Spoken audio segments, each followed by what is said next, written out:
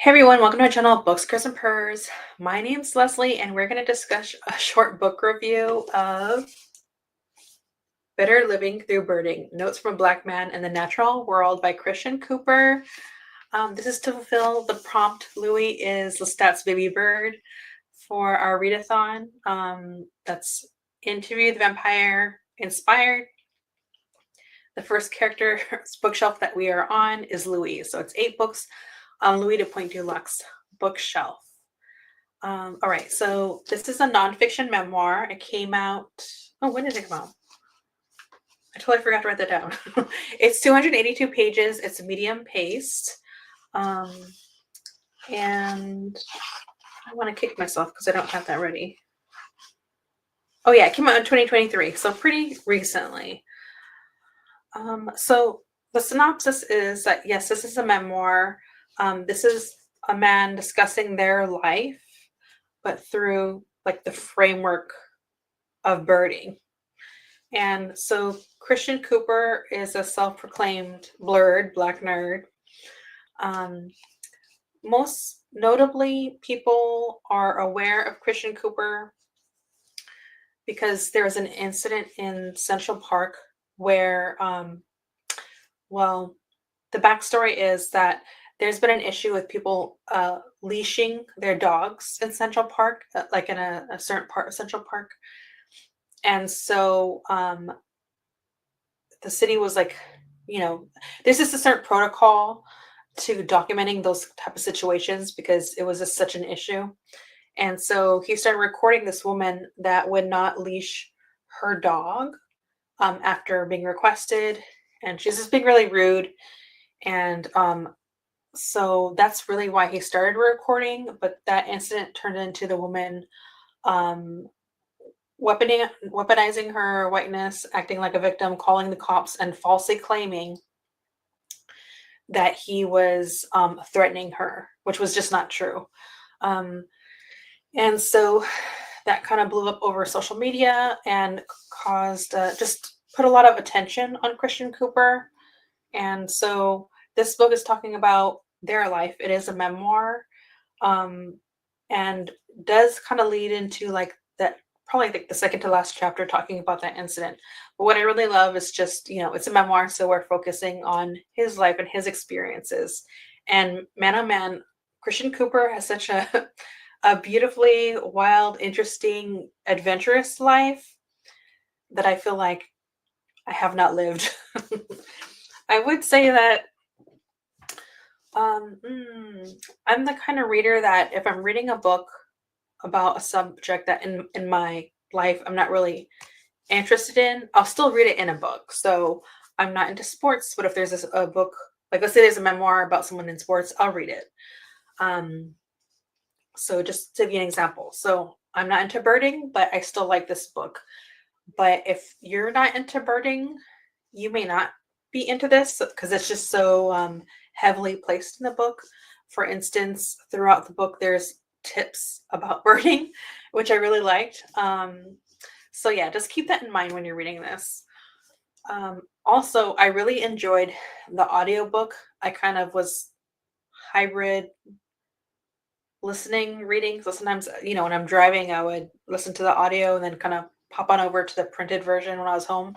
But I really enjoyed the audiobook because we get a chance to hear the actual bird calls so we just get to hear certain birds. And if you're reading the book, you're not really going to get a chance to get that. So let me go on. What's covered in this book is the author's career in the comic book industry, which is really cool. I mean, if you just read the back, I don't know if I didn't read the back and that's why, but even in the back of the sleeve about the author, it says he's a science and comic writer and editor and the host of a consulting producer of Extraordinary Birder on National Geographic. I know about the television show. I just didn't know that he was involved with comics. And on the back, it says one of the Marvel's first openly gay writers and editors. And so what I like about this book is he's not just nerding out, which he does. He talks about Star Wars, Star Trek, The Hobbit, Lord of the Rings. His experiences going out of country, and which some of that is what I really enjoyed. And also the connection with science fiction and fantasy that has had on his life. Um, I really enjoyed the use of imagery and metaphor. Again, it's with that framework of birding. Um, and so, yeah, just to kind of expand a little bit,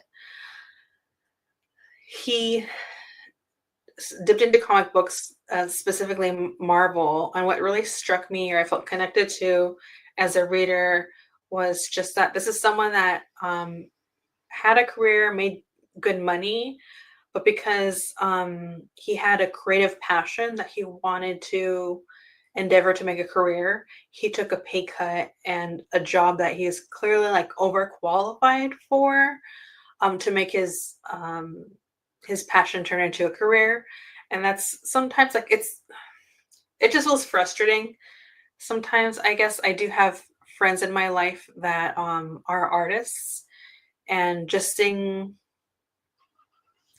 how, I don't know, the capitalist hellscape that we're in works. And it's, you don't always get a chance to marry career, financial prosperity with art, right? And so I think that part frustrated me on behalf of not just Chris Cooper, but all people that are artists and how they don't get really paid well.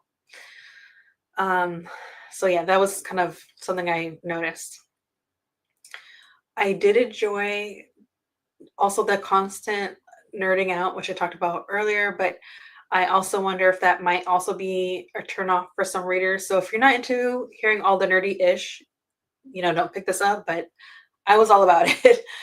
And I really liked how the author was talking about the struggles that they had in their life when they're trying to figure themselves out and accept themselves, accept himself as a gay man, grappling with that. And it was actually science fiction, fantasy that really kept him going. And I felt like what he was describing is stepping into these genres and feeling like he was becoming more in sync with himself, feeling more whole in a way. And I feel like someone that loves reading, especially since I enjoy reading, like, let's say usually fantasy and science fiction, but through exploring the landscape of social injustices and feeling like, because sometimes the world kind of feels like we're in a twilight zone and it's frustrating. And to kind of read from other artists, explore things that I don't know, it just feels nice to feel like connected and like seen in a way. And so that's what I felt like he was getting at with his experiences um, with fiction on all sorts of different genres. And so I just appreciated that from the author. Um, when the author does go out of country, he just has like such a smattering of experiences. Um, and he does discuss in other country like the bigotry and racism that he witnessed. He talks about the dynamics of like going on in those different countries, as well as talks about like his romantic life, which I enjoyed. It was just like these just beautiful like moments, like slice of life that I really enjoyed, and I felt like, okay, I'm not living with what he's gone into, so I really enjoyed that. Um, and also just like the adventure, not just of going and out of countries, but the adventures of friendship, which actually I'm going to end up reading a passage from that that's really good. And also, I usually start my short book reviews with a quote before I start digging in. But one of the quotes that I have is too long, so I'm gonna read it to you. Something else that the author talks about is his college experience and living with these roommates, and they're all having different like lived experiences, and they kind of clash and learn from each other. And one of them is regarding his friend Mike, who introduced him to the Beatles' White Album. And so he listened to the White Album for the first time. It was vinyl, and talked about one song in particular that hit home. And he says, "Blackbird singing in the dead of night, take those broken wings and learn to fly." Paul McCartney crooned through chord progressions, nudging his gentle melody forward as if he were nudging me. It wasn't just that the song is ostensibly about a bird, and at the time I didn't understand that the bird in question wasn't my red-winged blackbird, but rather the Eurasian blackbird, whose midnight serenades I wouldn't experience until many years later. Walking back to my crash pad from the bars of Berlin's gay scene, nor did I know back then that McCartney had written the song as an ode to black women, bird being British slang for a pretty girl. At the pivotal moment of the civil rights struggle, that would only deepen my appreciation for Blackbird, but not yet. I cherish the song for its insight. Like every other freshman, I had come to college full of hope, eager to launch a new life. But for me, that need was imperative because, while to all outward appearances, I was thriving, I knew I was a broken winged thing, stuffed inside a dark place where I wouldn't survive much longer. Um, and so he does speak about his struggles of accepting himself, not knowing how others would accept himself. And I also appreciated the conversation around this because he is someone that did not grow up religious. And so we're getting a lens that's different than what I usually use when we talk about self-acceptance. Um, it sometimes could be paired with, or prominently paired with, from what I've seen and read, with religious trauma together. So this was like an interesting, unique experience that the author was relaying that I really appreciated. Something else that I enjoyed, and let me know if this strikes you, or maybe because I'm growing up in, I've always lived mostly in like Southern California. Something that stuck out to me was the language. Some of the old turn of phrases that the author used. I I was wondering if it's specific to where he's grown up, or I wonder if he had parents that had him when they were like an older age, because I don't think he really says, but I was kind of wondering about that because some of the language that he uses, I can't tell, is it regional diction? Is it like the language that he grew up in his household that's informing this? Because sometimes he would say things that reminded me of Golden Girls. Like one time he says like girding your loins. He just says certain things that really like stick out to me. And yeah, that was kind of more of an observation from the book. Something that authors do when they're writing a memoir, have to decide whether or not they are going to bring up their experiences of what happened in New York in 9/11, because he is a New Yorker. And so this is a book that does include a conversation about that. So just be aware of that, in case that might be a sensitive subject for you. Maybe it's too close to home. I just kind of wanted to put that out there. There is one other page I wanted to read from that I really liked. Let's see. Let's see if we can get my act together. Did I already read this one?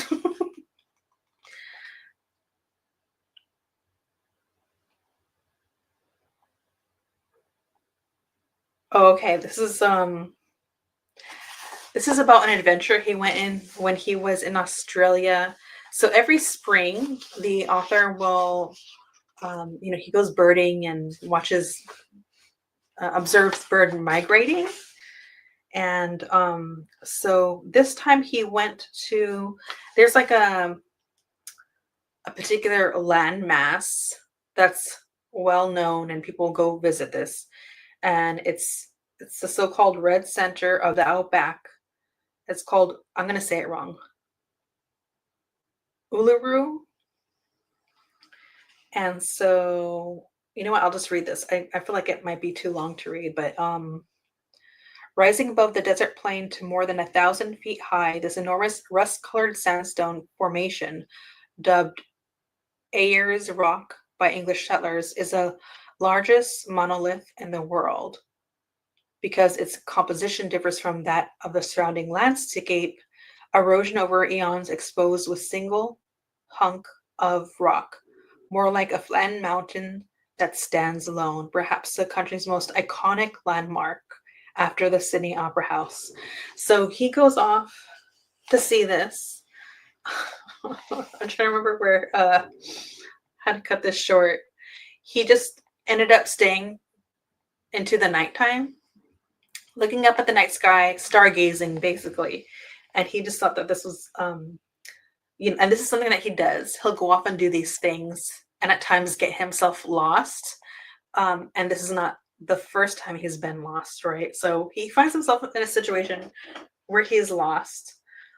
And it's nighttime. And also, as he states his experiences being a Black man in America, there's this anxiety around being in a place, especially if he needs help. How is he going to be perceived? How is that situation going to go down? And so he goes off to talk about that. So he says, any sense of relief dissipated quickly as I watched the lights inside the trailer go out and a white woman step outside and start locking up. My opportunity for rescue was about to get into her pickup and drive away. So I had to act now or remain lost. Further, this was shaping up to be a white woman's worst nightmare. Alone at night, miles from civilization, in a vulnerable position, fumbling with keys, and about to be approached unexpectedly in the darkness by a total stranger. A large Black man stranger. The only thing missing from this offensive Hollywood script was a hoodie pulled over my head and my hands menacingly in my pockets, as if this was a white woman's worst nightmare that made it my worst nightmare, because in the States, I feared for my life is a refrain of every white person who ever harmed an unarmed, innocent Black person and got away with it. The white get out of jail free card, played with reckless abandon. Here in the wild frontier of the outback, I couldn't imagine that this woman wasn't packing a pistol in the tote bag she carried. I had every confidence that this could only turn out badly. I had no choice. I tried to make myself as inoffensive seeming as possible and braced for trouble. Excuse me, ma'am, but I'm completely lost, I said in my most meek, non-threatening voice as I stepped into the porch light where she could see me. Could you tell me the way back into town? She paused, maybe out of surprise that someone else was there. Maybe she considered the directions to town, or her escape routes, the most hovered prime to go any of several ways. Sure, you go back down this road until you get to the crossroads. Then you make a riot, and then, oh, why don't you just hop in my truck and I'll drive you there? Wait, what? Oh, okay, thanks. Not what I was expecting at all. She knew I was Black, right? Rebecca, a middle-aged blonde, introduced herself as I clambered into the passenger seat. I felt nervous for her. And for me, what if I had been a lunatic? What if she had been a lunatic? Would I end up in a basement, handcuffed and hobbled by an outback Kathy Bates in an Australian version of Misery? Not to mention the generations of African American survival instincts telling me that a Black man doesn't get into a car with a white woman he doesn't know. Where are you from? And so the interaction goes on from there. And so she, this lovely lady takes him to her place, just like for a chat and a snack. Her husband comes home and he actually works at the observatory, and he says, like, I just locked it up, but why don't we go back to the observatory and like look at the stars? So it was just like one of those moments where he's having this like a positive experience with strangers, um, that clearly has marked his life because he's still thinking about it and he's talking about it in his memoir. But this is also up against everything else that he has been through. And as we know as a reader, he's going to come up against, right, in the future of what happens in Central Park. And so there are just a lot of those, like, once again, like smattering of all these different experiences that are in the novel that I really enjoyed. And yeah, so he really does wax poetic about all things nerdum. And I was just here for those conversations. Um, all right, so we've reached the end of my book review. Why does Louis have this book on his shelf? What aspects make me think of Louis? Well, I think that Louis sees this book and there's a little bird on it that the author is looking at on the cover. So I think initially he would pick up the book because that, like, subconsciously reminds him something. Like, let's say he's reading it in present day. It's because of a long time ago. And he would reflect on different moments on his life. Um, he does himself say in the interview that Louis and Claudia are Lestat's baby bird. We also see Paul communicate with birds. And that's whether he is off on his own in a balcony and Grace and Louis are observing him, or if it's at a dinner table when Paul's getting into it with Lestat, the birds are speaking to him. Or like when we see in season 2, a bird actually comes out of the throat of Lestat and takes off. So this also speaks to, a caged bird, a free bird that has a chance to migrate and move about. So that would definitely stick out to him. And also, I think since Christian Cooper is known publicly for like a specific incident that happened in Central Park, I think that Louis could identify with an isolated incident defining his life, and a book's going to come out, right, and everyone's going to have their own opinions or perspective about it. But at the very least, he got a chance to tell his story, and it's his voice. And I think that's also a reason that Louis would have this book on his bookshelf. But as well as those romances, that was a highlight for me in the book. But yeah, so if you are watching this, thank you for continuing my unhinged love of Interview the Vampire and discussing books that I feel like are connected to the characters. I have one more book review coming up, and that is Human Acts. Human Acts is going to come out next Wednesday. And then after that, I do have a live show scheduled for Something Kindred. So just keep that in mind. So that will be like on a weekend date, like a Saturday or Sunday. So it's coming. It'll be up scheduled for you to watch. So thank you, everyone. Let me know your thoughts. If you did read any book to fulfill this prompt, let me know what the book was, if it's different from this, and what your thoughts, what you think the connection is to Louis, or did you read something and it felt like it recontextualized Louis for you? And also, if you did read the same book, was there anything else that stuck out to you about Christian Cooper's story? Yeah, I'll just leave it there. So thank you so much. Happy reading, and I'll see you in the chat.